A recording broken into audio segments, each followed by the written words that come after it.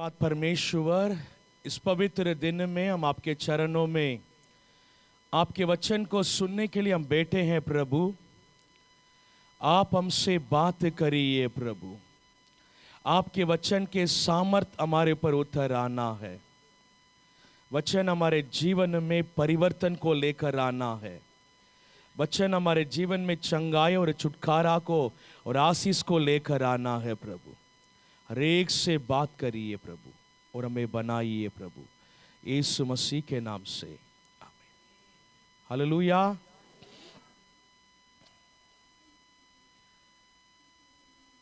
इन दिनों में 40 दिन की फास्टिंग प्रेयर चल रही है। इन उपवास के दिनों में प्रभु हमसे क्या चाहता है, उपवास के दिन में हम किस तरह से प्रार्थना करना है, परमेश्वर के सामने हमारे मन को किस तरह से हमको है ना नम्र कर कर उनके पास जाना है। आज हम कुछ बातों को हम बाइबल से हम देखने जा रहे हैं। 40 दिन के उपवास के प्रार्थना इसलिए जरूरी है,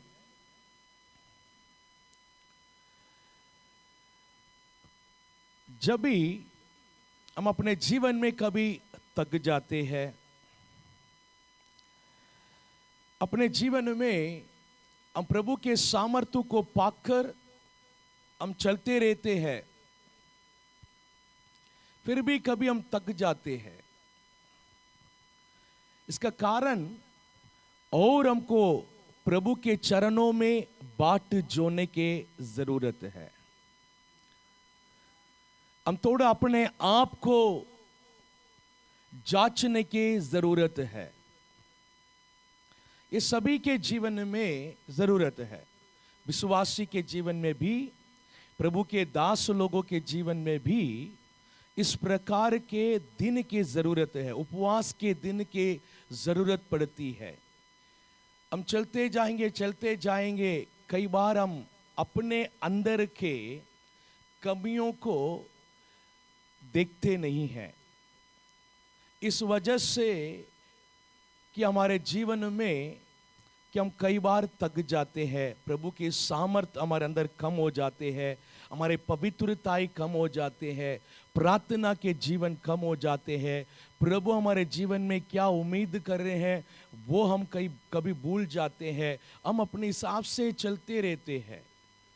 कभी हम उपवास कर कर प्रभु के चरणों में जब बैठेंगे, हम अपने ऊपर हम सोचने लगेंगे, मुझे और प्रभु की अनुग्रह चाहिए, मुझे और प्रभु के सामर्थ्य चाहिए, मुझे और अपने आप को सही करना है। ये भी जरूरत है। हर इंसान हमेशा सही नहीं रहेगा। वो कितना भी बड़ा व्यक्ति क्यों ना हो, वो हमेशा मतलब सही नहीं रहता है। अपने आप को सही करते करते चलाना पड़ता है। आमीन। क्योंकि हम इंसान हैं। हालेलुया। तो जिस प्रकार देखिए कि मतलब हम नया गाड़ी ले लिया 1.5 लाख हो, 5 लाख को भी नया गाड़ी ले लिया, तो भी उसकी सर्विस के क्या जरूरत पड़ती है? पड़ती कि नहीं पड़ती है? हमने 5 लाख रुपया को है ना बाइक ले लिया है, इतनी महंगी, इसकी कोई सर्विस ही चाहिए नहीं है करके, ऐसा कोई बाइक है? ऐसा कोई कार है? नहीं। हर कार का, हर बाइक का सर्विस चाहिए। चलते उसका भी है ना थोड़ा सर्विस के जरूरत है। हालेलुया। तो ये 40 दिन के फास्टिंग प्रेयर हम अपने आप को रिपेयर करने के मतलब होता है, सही करना, सुधारना, प्रभु के अनुग्रह और सामर्थ्य को पाना, फिर मतलब हम चलेंगे। हालेलुया। उसके ऊपर हम और भी कुछ बातों को हम देखने जा रहे हैं। टूटे हुए मन को परमेश्वर स्वीकार करता है। हालेलुया। इस हेडिंग पर ही आज हम बाइबल से कुछ बातों को हम देखेंगे। हम पढ़ेंगे भजन संगीता 51 मतलब 51 का 17 पढ़ेंगे। भजन संगीता 51 का 17 पढ़ेंगे।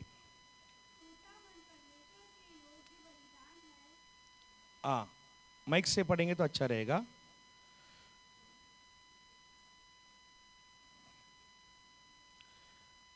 माइक में पढ़िए। पढ़िए। टूटा मन परमेश्वर के योग्य बलिदान है। टूटा मन परमेश्वर की योग्य बलिदान है। हे परमेश्वर, तू टूटे और पीसे मन को तुच्छ नहीं जानता। टूटे मनों को परमेश्वर तुच्छ नहीं जानता है। आमीन, हालेलुया।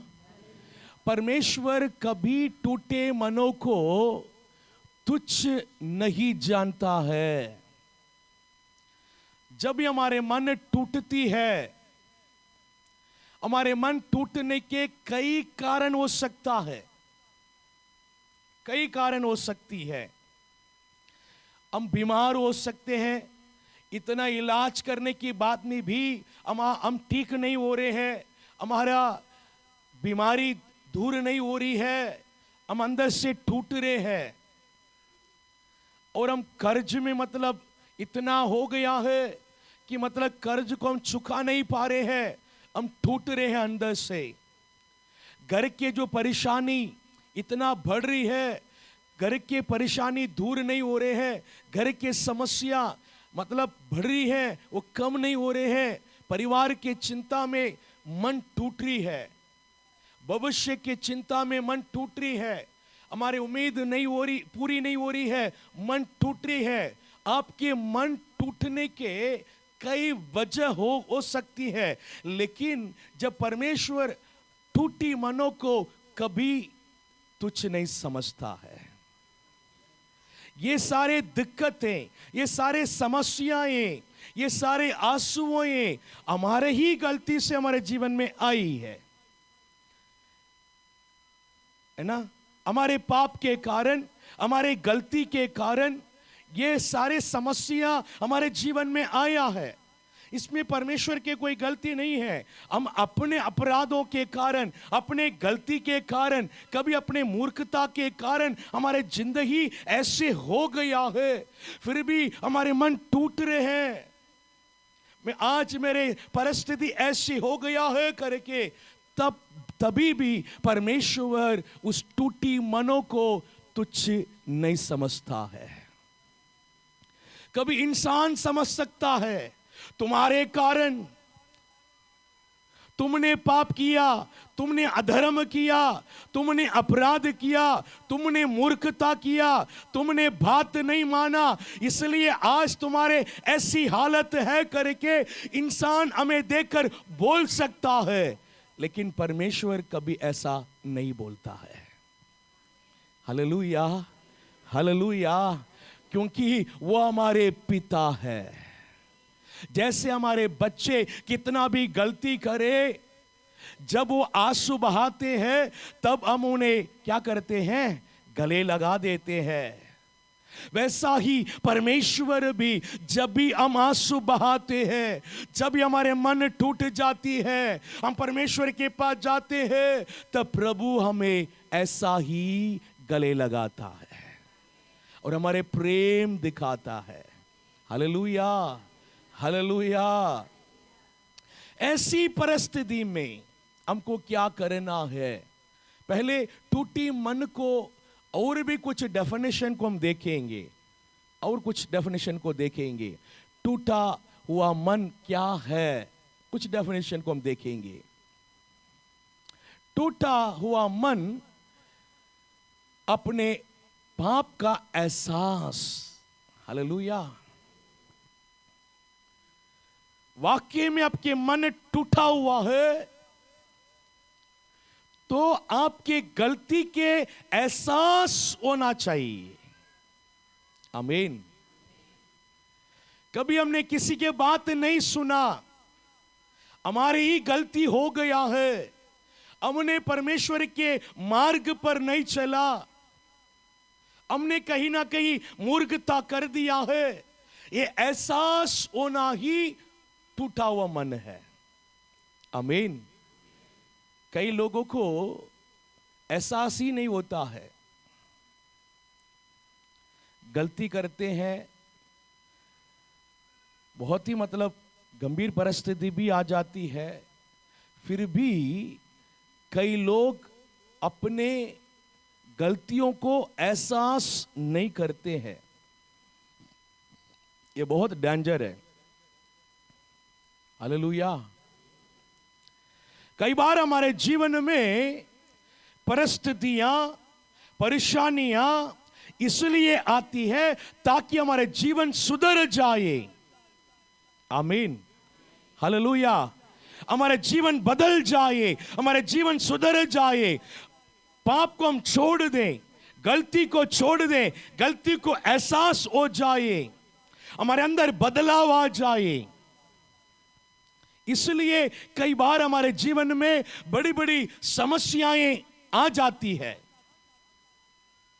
लेकिन उन समस्याओं के बीच में भी, उन परिस्थिति के बीच में भी अगर एक व्यक्ति अपने गलती को एहसास नहीं कर रहा है तो कितना वो डेंजर जोन में है। हालेलुया। बाइबल में ऐसे कई घटनाओं को हम देख रहे हैं। इज़राइल के लोगों के जीवन में भी ऐसे बातों को हम देखते हैं। प्रभु है ना, उनके जीवन में बहुत भारी दिन को देता है, बहुत मतलब है ना, कभी उनको बंधुआई में लेकर जाने के लिए प्रभु दे देता है, दूसरे देश में बंधुआई में जाते हैं, फिर भी कई लोग अपने गलतियों को एहसास नहीं करते हैं। भविष्यवक्ता को बेचकर प्रभु ने उनसे बात करते हैं, फिर भी अपने मन नहीं फिराते हैं। तब उसकी अगला कदम नष्ट ही हो जाते हैं। अगला कदम क्या है? नष्ट ही हो जाते हैं। हम अपने जीवन में नष्ट नहीं होना है, हम ठूठे मन में हम प्रभु के पास आना है। इन उपवास के दिनों में प्रभु यही चाहता है कि टूटी मन से हम प्रभु के पास जाए, हमारे जीवन के गलतियों को एहसास करते हुए हम प्रभु के पास जाए, हम अपने कमियों के बारे में सोचें, हम अपने कमियों को जाने, मेरे अंदर ऐसे कमी है करके जानने के एक आंखें प्रभु हमें दे। हालेलुया। हम अपने आप के कमी को ढूंढ निकालना ही बहुत मुश्किल के काम होता है। कई लोगों को दूसरे के कमियों को ढूंढ निकालना आसान बात हो जाती है, सही है ना। दूसरे के कमी को अगर हम पूछें तो हम फट से बता देते हैं, बताते हैं। कितने लोग बता पाएंगे? सब लोग बता पाएंगे, है ना। सही है कि नहीं? सही है ना। सास को पूछते हैं आपकी बहू के क्या क्या कमी है, इतना बड़ा लिस्ट बताते हैं। वैसे ही बहू भी इतना कम नहीं है, सास के क्या क्या कमी है तो पूरा बता देंगे, बताएंगे, बता देंगे, क्योंकि हम उनको ऐसी नजर में ही देखते हैं। समझ में आ रहे हैं? लेकिन अपने आप को उस नजर में हम नहीं देखते हैं। हम अपने आप को उस नजर में देखेंगे तब हमारा कमी भी हमको समझ में आती है। आमीन। प्रभु ऐसे नजरिया में भी दे कि हम अपने आप को, है ना, अंदर के कमियों को देखने के एक आंखें हमें मिल जाए। हालेलुया। सो हमारे मन के टूटा हुआ का मतलब हमारे पाप के एहसास होना है। हालेलुया। पाप की एहसास होकर हमारे मन को परमेश्वर के पास मतलब लेकर जाना है। प्रभु मैं पापी हूं, हालेलुया, मैं पापी हूं। यीशु मसीह जब पतरस के नाव पर चढ़ के पतरस के नाव पर चढ़ के प्रचार किया। पतरस ने अपने नाव को दे दिया है, प्रभु इस पे आप चढ़ के क्या करो, लोगों को सुसमाचार सुनाओ, दे दिया है। जब प्रभु ने लोगों को उपदेश किया पतरस के नाव पर चढ़ के, फिर पतरस को प्रभु ने बुलाया सेवा के लिए। प्रभु क्या किया है, बुलाया। पतरस ने बोला है मैं पापी मनुष्य हूं। क्या बोला है, मैं पापी मनुष्य हूं। अंदर से टूटते हुए वो बोल रहा है मैं पापी मनुष्य हूं प्रभु, हाँ बहुत पवित्र है, मैं उतने पवित्र नहीं हूं कि मैं आपके पीछे आने के लायक बनूं। आपने तो मुझे बुला रहे हैं लेकिन उसके लायक नहीं समझ रहा हूं। अंदर से टूटते हुए वो बोल रहा है, अपने पाप को एहसास कर कर बोल रहा है मैं एक पापी हूं प्रभु। आमीन। वो ये नहीं सोचा कि यीशु मसीह हमें बुला रहा तो हम कितने मतलब अच्छे हैं, कितने बड़े हैं, कितने मतलब पवित्र है ना। किसी को प्रभु नहीं बुलाया, हमको बुलाया है, ये नहीं सोचा। प्रभु मैं पापी हूं, अब मुझसे दूर हो जाओ, मैं आपके पास खड़े होने के लायक नहीं हूं। हालेलुया। इतना टूटा हुआ मन को प्रभु आज हमसे उम्मीद कर रहे हैं। आमीन। Hallelujah, hallelujah.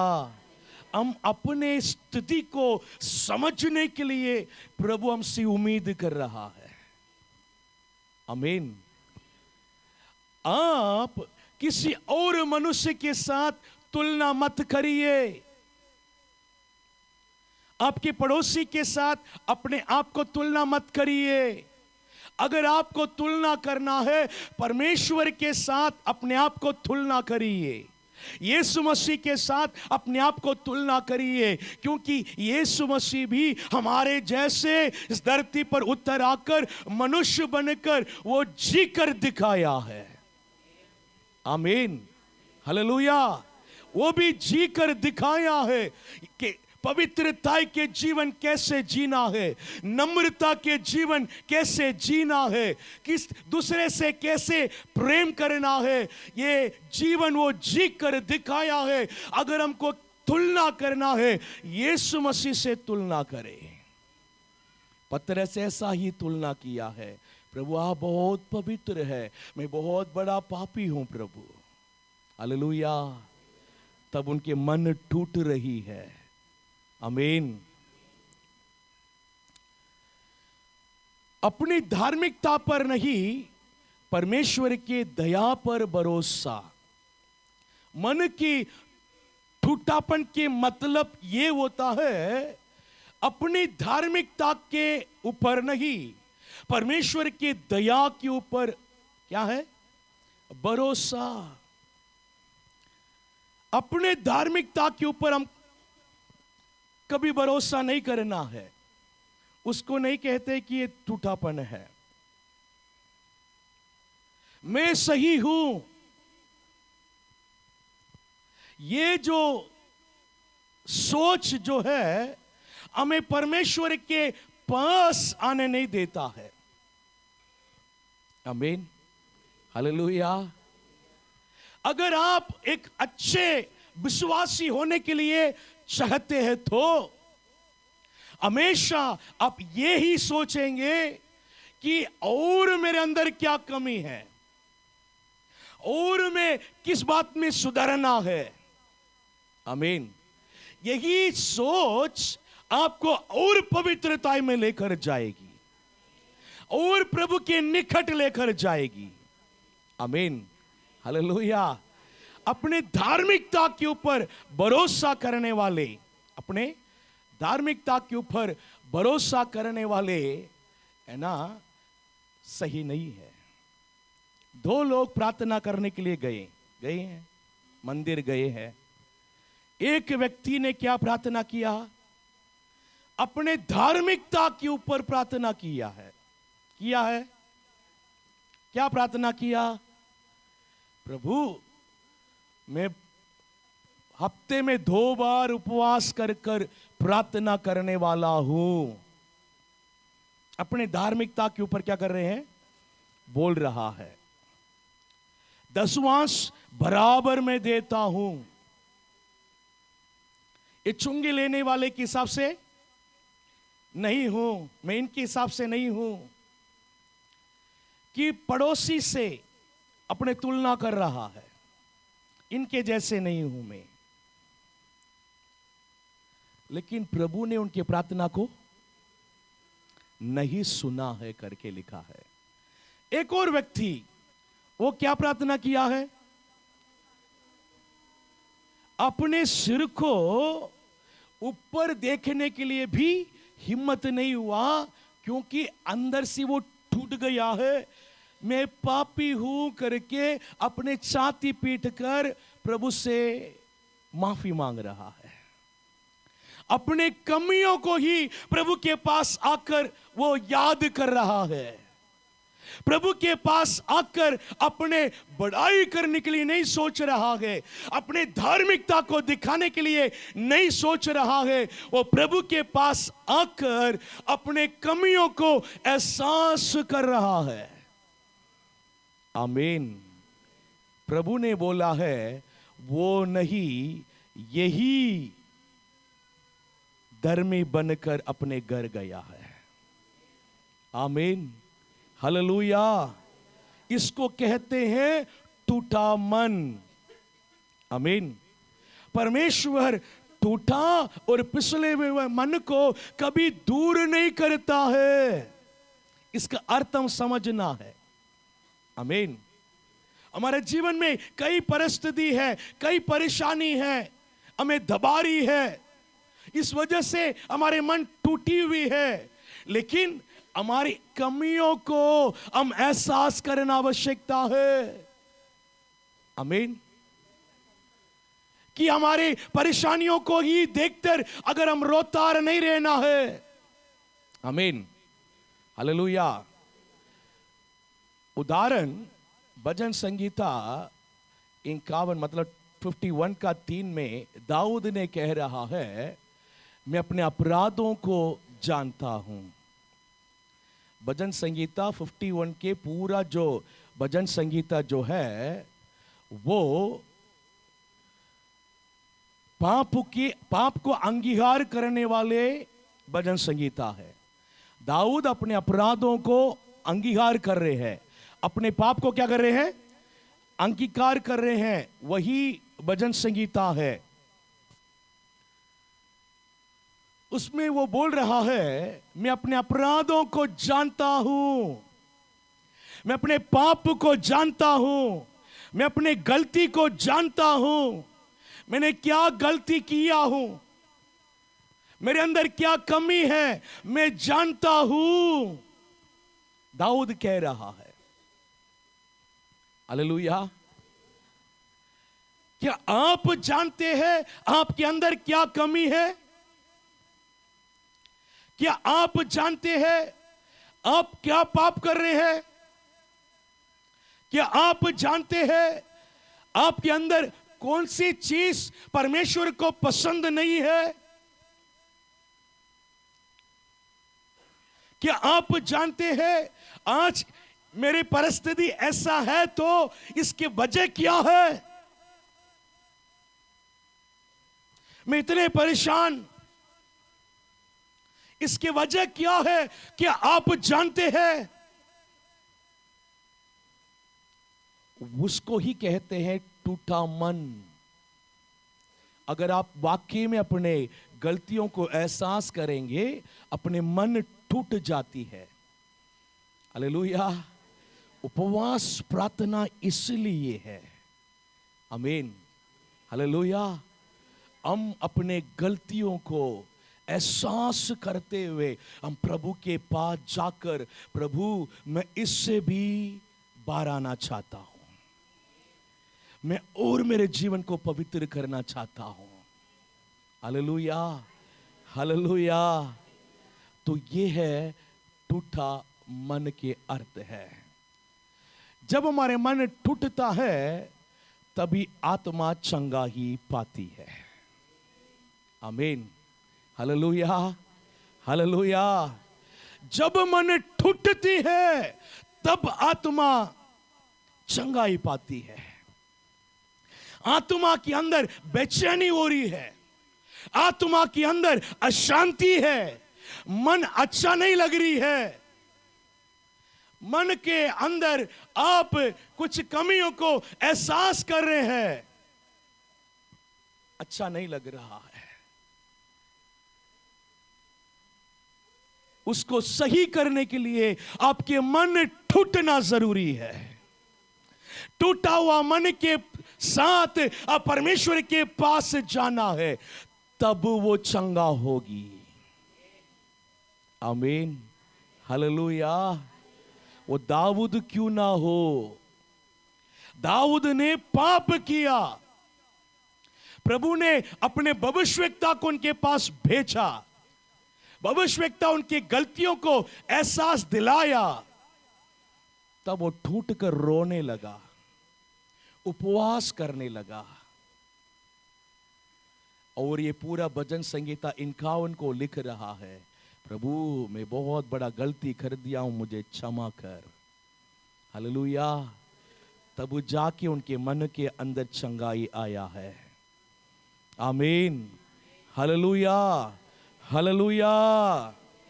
कई लोगों के आज ऐसे ही परिस्थिति है। हमारे मन में अशांति के कई कारण हो सकती है, मुझे नहीं मालूम। सभी लोगों की अलग अलग परिस्थिति है, अलग अलग परेशानियां हैं, लेकिन उसके वजह आपको जानना जरूरी है। प्रभु के चरणों में बैठना है, प्रभु क्यों ऐसा हो गया है मेरे जीवन में, उसके वजह जानने के आंखें मुझे दीजिए, मेरी आंखों को खोल दीजिए, ताकि मैं अपने अंदर के उस कमी को देखने पाऊं। आमीन, हालेलुया, हालेलुया। कब तक हम दूसरों को उंगली उठाते रहेंगे? आज मेरे परिस्थिति को यही कारण है, ये करके किसी और को उंगली उठाते रहेंगे। कब तक, कब तक ऐसे करते रहेंगे? नहीं, आपको परमेश्वर से मांगना है, प्रभु मेरे गलतियों को देखने के लिए मेरी आंखों को खोलिए प्रभु, ताकि मैं सुधरना चाहता हूं, बदलना चाहता हूं, और पवित्र होना चाहता हूं, और आपके करीब आना चाहता हूं। मैं आपको ही प्रसन्न करना चाहता हूं, कोई और मनुष्य को नहीं, मैं आपको प्रसन्न करना चाहता हूं प्रभु। आमीन, हालेलुया। ये इसको कहते हैं टूटा हुआ मन। हालेलुया। दूसरी बात,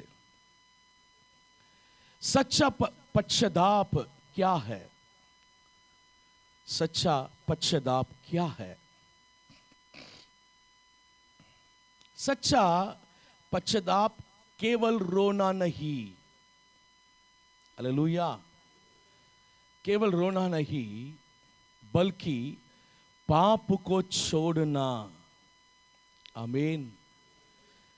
जब भी हमारे जीवन में परेशानी आती है, समस्या बढ़ जाती है, हमसे संभाल नहीं हो रहे हैं, इंसान रोने लगता है, इंसान रोने लगता है, परिस्थिति को हैंडल नहीं कर पा रहे हैं, तब वो रोना आ जाती है, परेशानियां सिर के ऊपर चले जाती है, तब रोना आती है। इंसान है, कितना सहेंगे, एक समय पर हम रोने लगते हैं।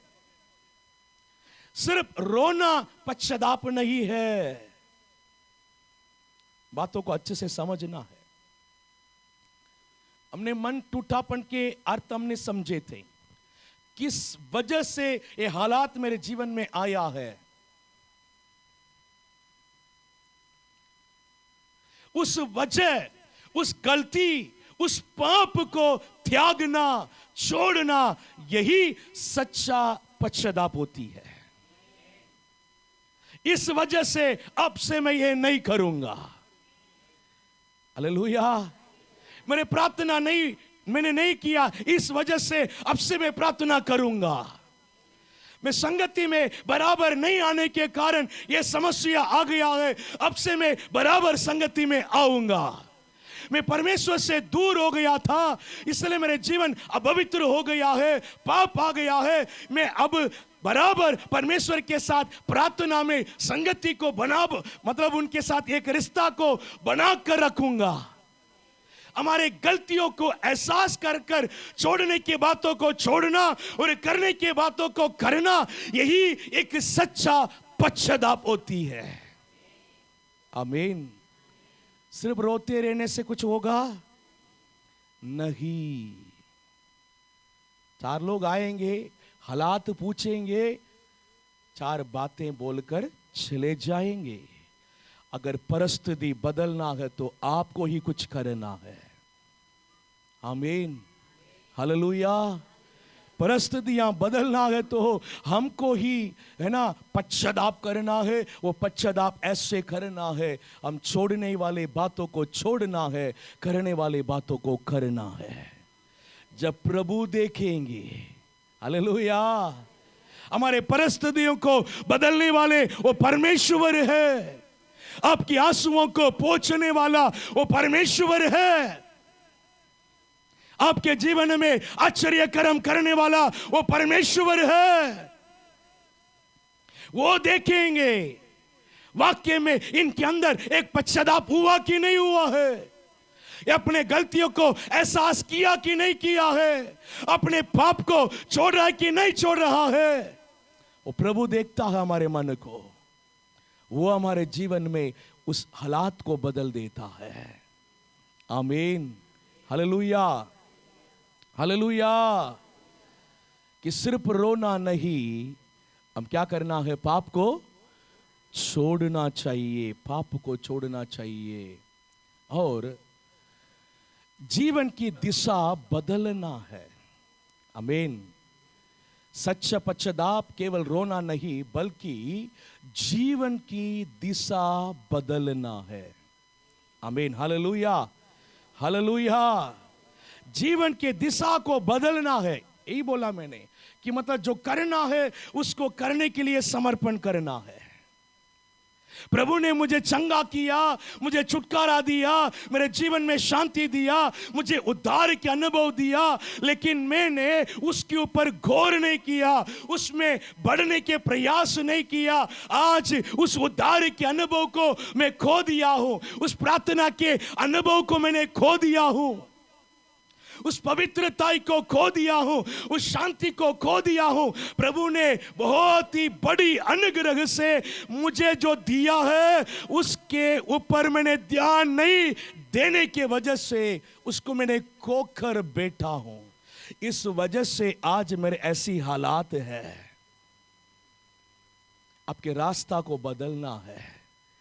हालेलुया। प्रभु के मार्ग पर चलने के लिए, प्रभु के मार्ग पर चलने के लिए आपको फैसला करना है। आमीन, हालेलुया, हालेलुया।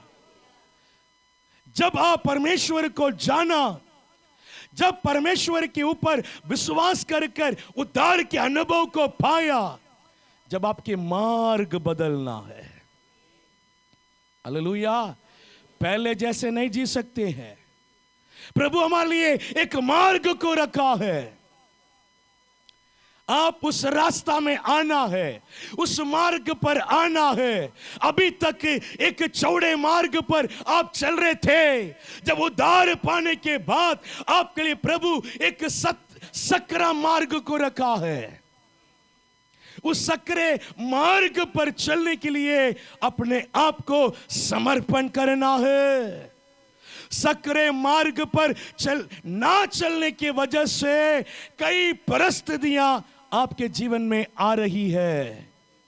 इस वजह से भी हमारे जीवन में इतनी परेशानियां हैं। Hallelujah, hallelujah. आप इसको समझ लेना है, समझ लेना है। कई लोगों के अंदर ऐसा सोच है, जब मेरे जीवन में परेशानियां आती है तो प्रभु उस परेशानियों को मात्र दूर कर दे, मैं जैसे कि वैसे ही रहना चाहता हूं। हालेलुया।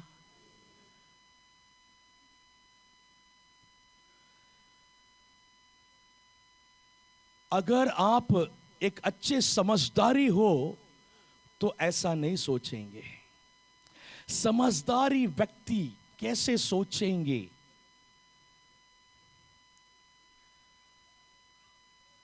आप अपने बच्चे को कई बार पनिशमेंट देते हैं, शिक्षा क्या बोलते हैं उसको, दंड देते हैं, मारते हैं, पीटते हैं।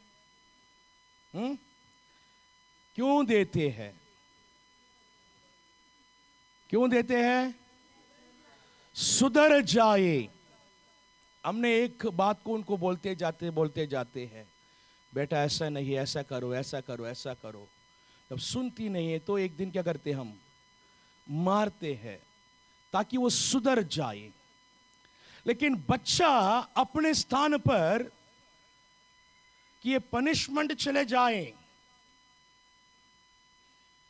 मैं सुधरना नहीं चाहता हूं, है ना। स्कूल पे अभी तो ऐसा नहीं है, हम जब पढ़ रहे थे वैसे उस समय पर, है ना, कि मतलब जब भी बच्चे हरकतें करते हैं तो क्लासरूम के बाहर जाकर सीधा घुटने में रहना है ना, बेंच पे खड़े रहना है। कई पनिशमेंट देते हैं। मैं छोटा बच्चा था तब अपने जो मतलब हाथ को मतलब नीचे पैर पे रखना है, पूरा झुकना है, ऊपर छोटा सा पत्थर रख देंगे, दोबारा आऊंगा तो पत्थर वहीं रहना है, पत्थर गिरेंगे तो मारूंगा। समझ में आ रहे हैं? ऐसे ऐसे पनिशमेंट देते थे। ये पनिशमेंट बस दूर हो जाए, लेकिन मेरे अंदर कोई सुधरना नहीं चाहता हूं, तो आपको कैसे लगेगा? अरे पनिशमेंट ही सुधरने के लिए, सही है। हम भी चाहते हैं वो बच्चे के अंदर भी यही समझ आ जाए। प्रभु भी हमारे अंदर यही चाहता है। आज के ये परिस्थिति, ये परेशानी आप सुधरने के लिए दिया गया है, आपके अंदर बदलाव के लिए दिया गया है। प्रभु आपके अंदर कुछ बदलाव को चाह रहा है। प्रभु आपके अंदर और पवित्रता को चाह रहा है। प्रभु और आपके अंदर प्रार्थना को चाह रहा है। आपके जीवन प्रभु के लिए और समर्पित हो जाए, ये चाह रहा है। लेकिन हम परेशानी मात्र दूर हो जाए करके प्रार्थना करते हैं। व्यक्तिगत प्रार्थना में भी ऐसे करते हैं, पास्टर के पास आते हैं तो भी वही प्रार्थना करते हैं। लेकिन ये उपवास प्रार्थना इसलिए है कि हमारे अंदर के गलती हमको समझ में आ जाए। हालेलुया। हमारे कौन सी मार्ग ऐसा है कि मतलब वो परमेश्वर को वेदना कर दे रहे हैं, परमेश्वर को दुख दे रहे हैं, मेरे अंदर दुख को ला रहा है, वेदना को ला रहा है, उस रास्ता को मैं बदलना चाह रहा हूं। हालेलुया। परमेश्वर की ओर लौटना, आमीन। सच्चा पश्चाताप केवल रोना नहीं बल्कि परमेश्वर की ओर लौटना। यस, आमीन, हालेलुया। उपवास के दिनों में प्रभु यही चाह रहा है, मेरे पास लौट आ जाओ। आमीन। लौट आ जाओ, तुम्हारे पाप को छोड़ दो, गलतियों को छोड़ दो, कि मेरे पास लौट आ जाओ। आमीन, हालेलुया। मेरे ही संतान बनकर, मेरे ही बच्चे बनकर, हालेलुया, प्रभु ऐसी उम्मीद हमारे ऊपर कर रहा है। आमीन, हालेलुया। प्रभु हमें बुला रहा है ताकि वो मेरे पास आ जाओ। प्रभु के पास ही हमारे जीवन के आशीष है, प्रभु के पास ही हमारे जीवन के शांति है, प्रभु के पास ही हम मरने के बाद में भी अनंत जीवन भी प्रभु के पास है। हमारा सब कुछ प्रभु के पास है। इसलिए प्रभु बोल रहा है, मुझसे दूर मत हो, मेरे पास लौट आओ। हालेलुया। हम बार बार प्रभु से दूर होकर इस दुनिया में चले जाते हैं, दुनिया में उलझ जाते हैं, दुनिया में व्यस्त हो जाते हैं। दुनिया में दुख देता है, दुनिया में दुख देता है, दुनिया में वेदना देता है। दुनिया हमें, है ना, पाप की ओर खींच के चले जाती है। इसलिए दुनिया के पास नहीं जाना है, हम परमेश्वर के पास लौट आना है। आमीन, हालेलुया। एक वचन को पढ़ेंगे, पहला यूहन्ना के पुस्तक पहला अध्याय और 9वां वचन में लिखा है, यदि हम अपने पापों को मान ले तो वह हमारे पापों को क्षमा करने और हमें सब अधर्म से शुद्ध करने में और हमारे अधर्मों से हमें शुद्ध करने में विश्वास योग्य और धर्मी है। विश्वास योग्य और धर्मी है। जब भी हम उनके पास लौट आते हैं, जब भी हम परमेश्वर के पास जाते हैं, आमीन, हालेलुया, हमारे पापों के एहसास करते हैं, हमारे गलतियों को एहसास करते हैं, हमारे पाप के क्षमा मांगते हैं, प्रभु अपने लहू से हमें धोकर हमें शुद्ध करेंगे। हालेलुया। और उसके लिए वो विश्वास योग्य है। आमीन, विश्वास योग्य है। हम प्रभु के पास जाने से हमारे पापों को क्षमा करेंगे, हमारे पाप से हमें छुटकारा देंगे, हमें पवित्र करेंगे। पश्चाताप सोच और चाल चलन का परिवर्तन। आमीन, हालेलुया। आखिरी कंक्लूजन यही है, पश्चाताप का मतलब ये होता है कि आपका सोच में एक परिवर्तन आना है। आमीन, क्या आना है? आपके सोच में एक परिवर्तन आना है। सोच के परिवर्तन आपका मन के परिवर्तन के आरंभ है। सबसे पहले आपके विचार, आपके सोच में एक बदलाव आना है।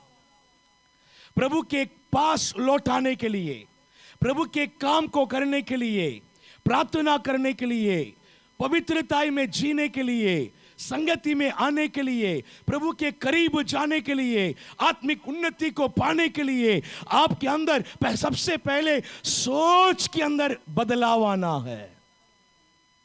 मुझे करना है, मुझे करना है। अभी भी आपके सोच दुनिया के ऊपर, दुनिया के आशीषों के ऊपर ही अगर रहेगी तो अभी भी आपके अंदर पश्चाताप नहीं हुआ है। हालेलुया। जैसे सोच के अंदर बदलाव आएगी, उसके बाद चाल चलन में भी परिवर्तन आ जाएगी। आमीन, चाल चलन में भी परिवर्तन आ जाएगी। ओके, तीसरी बात, नम्र हृदय परमेश्वर को प्रिय है। हालेलुया। नम्र हृदय परमेश्वर चाहता है। परमेश्वर घमंडियों का विरोध करता है पर दीनों पर अनुग्रह करता है। हालेलुया। याकूब में इसको पढ़ रहे हम, परमेश्वर घमंडियों के ऊपर विरोध करता है पर दीनों के ऊपर अनुग्रह करता है। इन उपवास के दिनों में हमारे घमंड को हमें क्या करना है? छोड़ना है। घमंड मनुष्य घमंड मनुष्य को परमेश्वर से दूर करता है। घमंड क्या करेगा? मनुष्य को परमेश्वर से दूर करेगा। घमंड, कई बार हम उस घमंड के शब्द को सही से नहीं समझते हैं। परमेश्वर किस प्रकार के नम्रता हमारे अंदर चाहता है, इसको अगर समझेंगे तब घमंड की अर्थ आपको समझ में आएगी।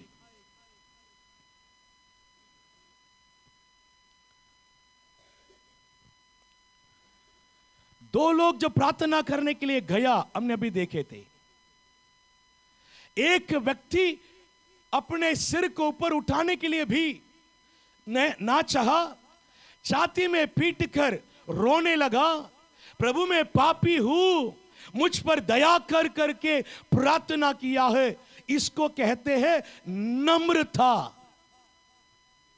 आमीन। नम्रता। प्रभु के सामने नम्रता के मतलब क्या है?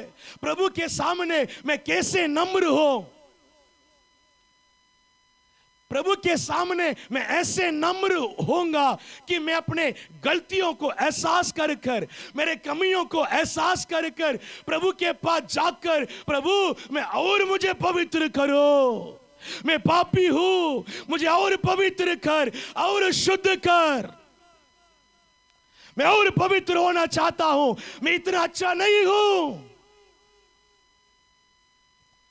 मैं इतना सही नहीं हूं, अभी भी मेरे अंदर कहीं ना कहीं गलती है, अभी भी मेरे अंदर कहीं ना कहीं कमियां हैं। आप 99% सही हो सकती है, लेकिन 1% आपके अंदर जो गलती है, आपके अंदर जो कमी है, उन 1% को लेकर प्रभु के पास जाकर खड़े होना ही नम्रता है। आमीन। एक और व्यक्ति के बारे में हमने देखे थे, वो ऐसे ही समझ लें 50% उनकी कमी है और 50% वो सही है, लेकिन वो 50% सही है उसको लेकर प्रभु के सामने खड़े हुआ है। मैं ये सब कर रहा हूं, मैं उनके जैसे नहीं हूं, मेरे बहुत अच्छा प्रार्थना चलती है, बहुत अच्छा उपवास करता हूं, मैं पवित्रता से जी रहा हूं, मैं बहुत अच्छा सेवा करता हूं, बहुत अच्छा सुसमाचार सुनाता हूं, मैं ये करता हूं, वो करता हूं। आप जितने सही है वो सब अगर आप सोच रहे हैं, वो सब आप अगर मतलब प्रभु के सामने खड़े होकर बोल रहे हैं, इसको कहते हैं घमंड। एक और नाम बोलेंगे, आत्मिक घमंड। हालेलुया। कई लोगों के अंदर एहसास ही नहीं है हमारे अंदर घमंड है करके। हालेलुया। आपके पास जो है उसको लेकर अगर आप बोल रहे हैं, वो घमंड है। आपके पास पैसे हो सकता है, पढ़ाई हो सकता है, सुंदरता हो सकता है, पद हो सकता है, कुछ भी हो सकता है, उसको लेकर अगर आप बोल रहे हैं, आप घमंड है। आमीन। हालेलुया। कई लोगों को ये पता ही नहीं चल रहे हैं। नम्रता में रहो। यीशु मसीह के जीवन को देखिए। यीशु मसीह कौन है? यीशु मसीह पिता पुत्र के एकलौता पुत्र है, वो भी परमेश्वर है। वो इस दुनिया में आकर कभी नहीं बोला है मैं कौन है मालूम है, मैं परमेश्वर के पुत्र हूं, परमेश्वर के पुत्र हूं, कभी नहीं बोला है। फिलिप्पी के दूसरे अध्याय को लेकर अगर आप पढ़ेंगे तो ऐसे इतना नम्रता को प्रकट कर रहा है, हम उसके सामने शर्मिंदा होना चाहिए। वो परमेश्वर होने के बावजूद भी अपने आप को शून्य किया है, जीरो कर दिया है, इतने अपने आप को नम्र कर दिया है। वचन पे लिखा है यहां तक कि वो क्रूस पर अपने लहू बहाकर मरने तक के आज्ञाकारी रहा, आज्ञाकारी रहा। इतना वो अपने आप को नम्र किया है। कहीं भी मैं परमेश्वर के एकलौता पुत्र हूं करके अपना कहीं नहीं दिखाया। जब पतरस को मालूम हुआ था कि आप मुझे कौन समझ रहे हैं, आप परमेश्वर के एकलौता पुत्र है, प्रभु ने बोला मांस और लहू इसे तुम्हें प्रकट नहीं किया है, मेरे पिता ने तुम्हें प्रकट किया है। लेकिन किसी को भी नहीं बोलना है, किसी को नहीं बोलना है। मुझे समझने वाले वो खुद समझे मैं ही मसीह। आमीन, हालेलुया। तुमको नहीं बोलना है। प्रभु ने बहुत बड़ी बड़ी चमत्कार को करते हैं, मुर्दा को जिलाया, फिर भी प्रभु ने बोला बाहर मत बोलना है। अपने आप को कहीं भी बढ़ाया नहीं है। हालेलुया। कि कई लोग हम है ना कि हमसे जो कुछ भी है, जो कुछ भी है, जो प्रभु ने हमको जो टैलेंट्स दिए हैं, प्रभु हमारे द्वारा कुछ काम कर रहे होंगे, टैलेंट दिए होंगे, प्रभु के द्वारा हमको मिला कुछ, उसको लेकर इतना हम बता देते हैं कि मैं ये कर सकता हूं, वो कर सकता हूं, मेरे पास ये है, वो है, मैंने किया है। ये सब घमंड है, लेकिन कभी हमारे अंदर एहसास ही नहीं हो रहा है, एहसास से नहीं हो रहा है। कोई भी एक शब्द अगर हमको कह दिया है, क्यों इतनी गुस्सा आ रहे हैं मालूम है? हमारे अंदर घमंड छुपा हुआ है, घमंड छुपा हुआ है। इसलिए हम अपने उस शब्द को हम सहने नहीं पा रहे हैं। कितने लोग समझ पा रहे हैं मेरी बात को? हम प्रभु में होकर कितना नम्रता में जीने के लिए प्रभु चाह रहा है। बाइबल हमें सिखा रही है नम्र हो, यीशु मसीह जैसे नम्र हो। जब हम प्रभु के करीब जाएंगे, नहीं तो कभी नहीं जा पाएंगे, कभी नहीं जा पाएंगे। कभी प्रभु को तुम अपने जीवन में देख नहीं पाएंगे। वो बाहर से देख पाएंगे, हाँ प्रभु अच्छा है, प्रभु भला है, प्रभु बहुत बड़ी कामों को करता है। अंदर जाकर प्रभु को छूने की अनुभव आपको नहीं मिलेगी। हालेलुया। प्रभु के करीब जाने की अनुभव नहीं मिलेगी। हालेलुया। इसको पढ़िए, घमंड मनुष्य को परमेश्वर से दूर कर देता है, दूर कर देता है।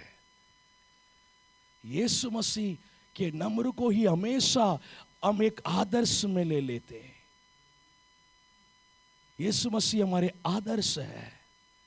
वो इतना बड़ा परमेश्वर होने के बावजूद भी 1% भी वो परमेश्वर का दिखाया नहीं। कहीं दिखाया कि मैं परमेश्वर हूं करके? मनुष्य ही रहकर मरा है। 33 इयर्स कहीं भी उनके जीवन में परमेश्वर करके नहीं दिखाया है।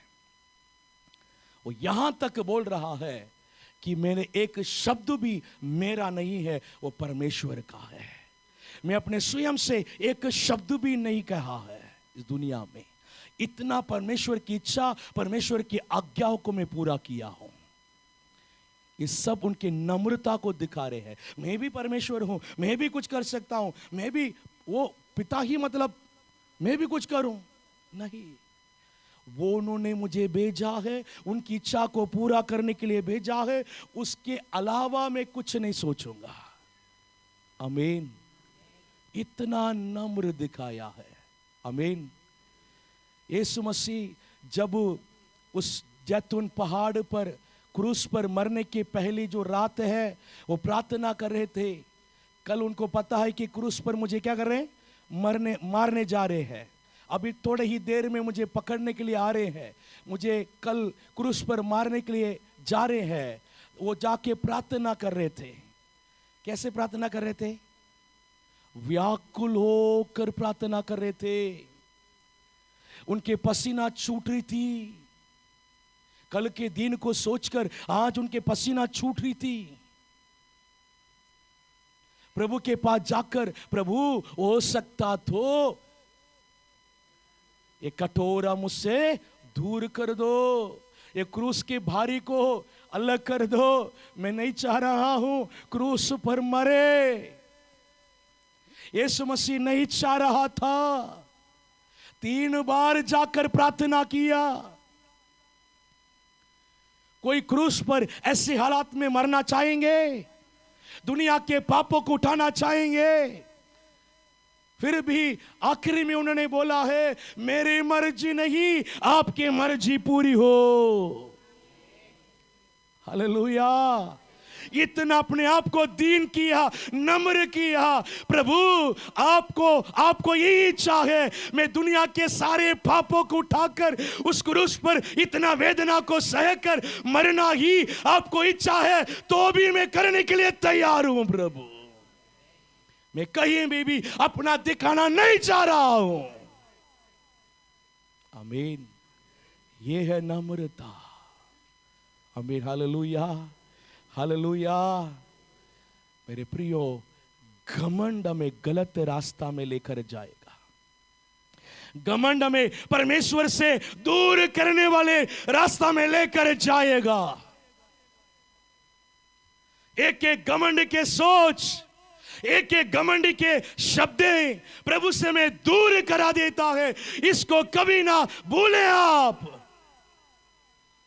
कई लोगों के अंदर एहसास ही नहीं। इसको कैसे मैं दूर करूं? ये घमंड की बातों को मैं कैसे दूर करूं? प्रभु के चरणों में आकर नम्रता को दिखाओ और नम्रता हो जाओ और नम्र हो जाओ और दीन हो जाओ। अपने मन को तोड़, घमंड अपने आप दूर हो जाएगी। आमीन। हालेलुया। नम्रता हमें परमेश्वर के निकट लाती है। आमीन। हालेलुया। नम्र लोगों को वो चाहता है। जो लोग जिनके मन नम्र है, प्रभु ने चाहता है नम्र लोगों को चाहता है। आप थोड़े से गौर से देखेंगे, जितने परमेश्वर के दास लोग हैं, उनका पास्ट को देखेंगे ना, उनके पास्ट ऐसे रहता है, निचोड़ने वाले रहते हैं। ये दुनिया उनको तुच्छ समझने वाले रहते हैं। ये दुनिया उन्हें अलग कर दिया है। दुनिया उन्हें इज्जत नहीं दिया है। आमीन। मैं वो बाइबल में एक एग्जाम्पल देता हूं। बाइबल में दाऊद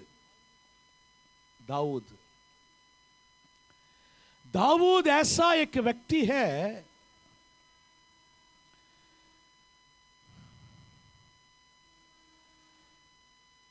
दाऊद के ऊपर परमेश्वर के नजर गया, इनको राजा के पद में अभिषेक करूंगा। ईसाई के पुत्र दाऊद, ईसाई के घर में परमेश्वर ने सामुएल को भेजा है, जाओ ईसाई के पुत्र में से एक को करके बोल दिया है।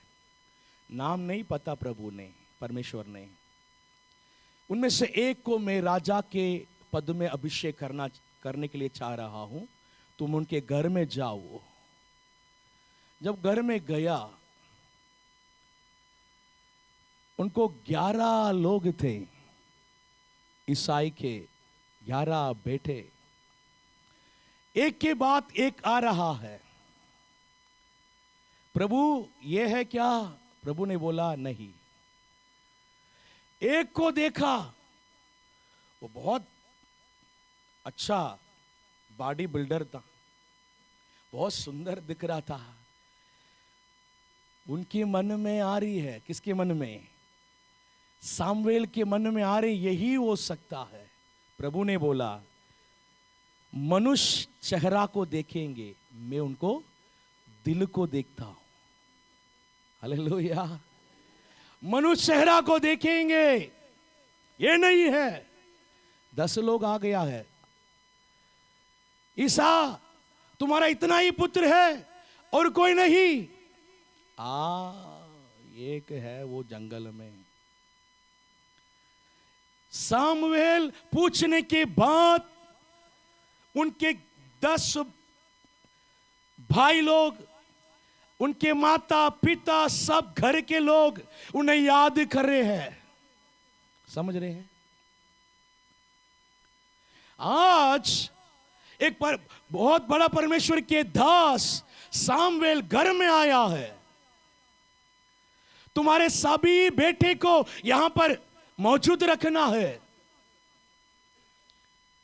तो 10 बेटे को मौजूद रख दिया है, एक को छोड़ दिया कि मतलब क्या है? उनको इतना तुच्छ माना गया है, उनको गिनती में ही नहीं है, वो लिस्ट में ही नहीं है घर में। लेकिन प्रभु के नजर उन्हीं के ऊपर गया है। यूसुफ के जीवन में भी देखो, सारे ही भाई लोग यूसुफ को नफरत कर रहे हैं, यूसुफ के ऊपर परमेश्वर के नजर गया है। हालेलुया। कई लोग, आज के भी ऐसा ही है, बाइबल में मैंने आज का भी ऐसा ही है। कई परमेश्वर के दास लोगों की गवाही को अगर सुनेंगे, ऐसे निचोड़े वाले ही मिलेगा आपको। नम्र लोगों को वो चाहता है। हालेलुया। जब ये समाज उन्हें अलग कर देता है, परिवार उन्हें अलग कर देता है,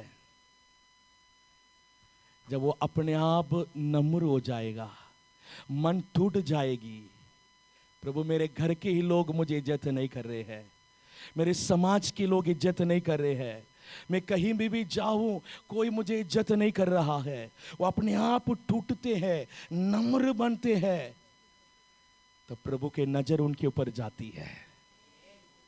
यही है, मैं इन्हें यूज करूंगा। हालेलुया।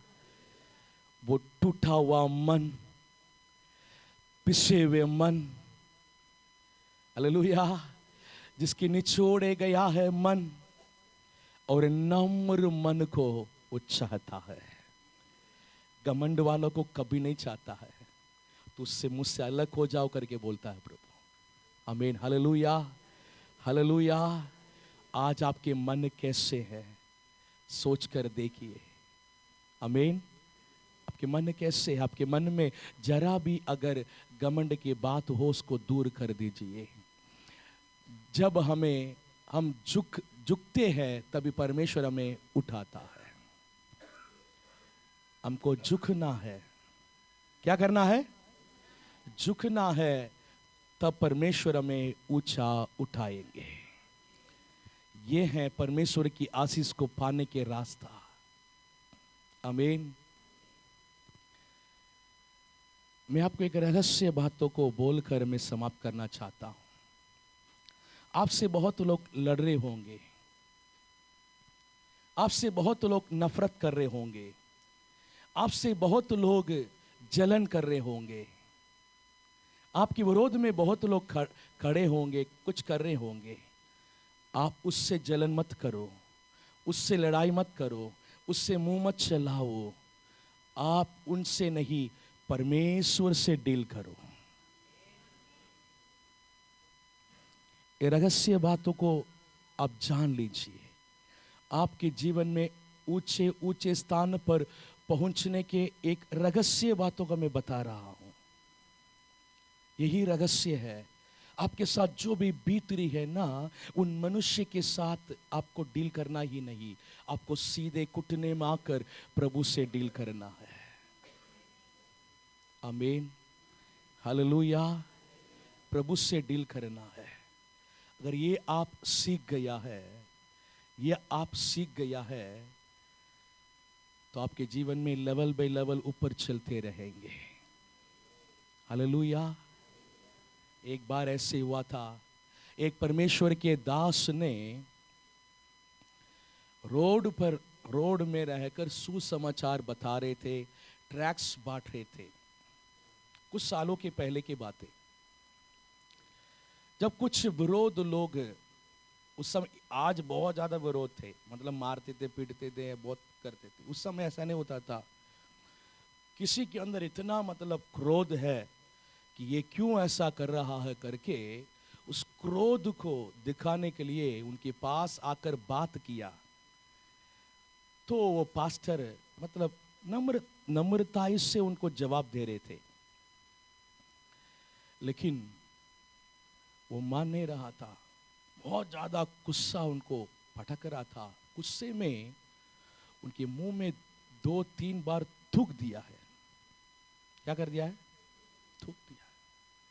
जब परमेश्वर के दास के जो मन जो है बहुत टूट गया है कि मतलब गली में, मतलब रोड पे, मार्केट में इतने लोगों के सामने मेरे मुंह में थूक दिया है।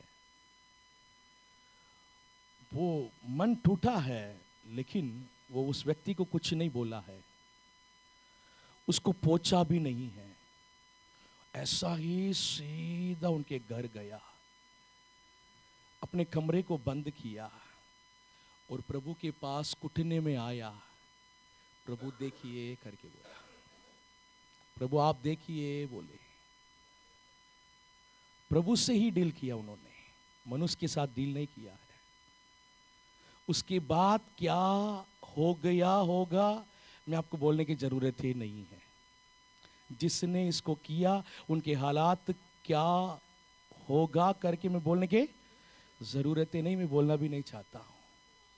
मैं बस इतना बोलना चाहता हूं, आप परमेश्वर के साथ डील करो। ये सीखो अपने जीवन में, किसी व्यक्ति के साथ नहीं। हालेलुया। वचन में लिखा है, आप अपने कोठरी में जाओ और अपने द्वार को बंद कर और गुप्त रूप से परमेश्वर से क्या करो, और उत्तर कैसे आएगी? सबके सामने आएगी उत्तर। Hallelujah, hallelujah. आप जाकर मैं कौन हूं मालूम है करके अब लड़ने लगेंगे तो प्रभु आपके लिए कुछ नहीं करेंगे, तुम ही लड़ो बैठा करके छोड़ देंगे। हालेलुया। हम है ना, प्रभु के सामने नम्रता हो, आमीन, हमारे दिल नम्रता हो, बहुत बड़े बड़े कामों को अपने जीवन में देखेंगे। हम सब खड़े हो जाएंगे, हम प्रार्थना करेंगे। इसके कंटिन्यूशन अगले हफ्ते हम देखेंगे। थैंक यू लॉर्ड प्रभु Jesus, hallelujah, glory to father. हम खड़े हो जाएंगे, हम प्रार्थना करेंगे। जीसस, थैंक यू लॉर्ड प्रभु। आज हमने कुछ बातों को हमने सीखे हैं। टूटा हुआ मन के बारे में हमने सीखे हैं। आपकी परिस्थिति गंभीर है क्या? कई दिनों में ये दुष्ट आत्मा के बंधन में हूं, कई दिनों में ये बीमारी में हूं, कई दिनों में कर्जा में हूं, कई दिनों में ये समस्या में मैं गुजर रहा हूं, इससे बाहर में आना नहीं पा रहा हूं, आना नहीं पा रहा हूं। इसकी वजह क्या है? उसके बारे में कभी सोचा क्या? मैंने कहां गलती किया है करके सोचा क्या?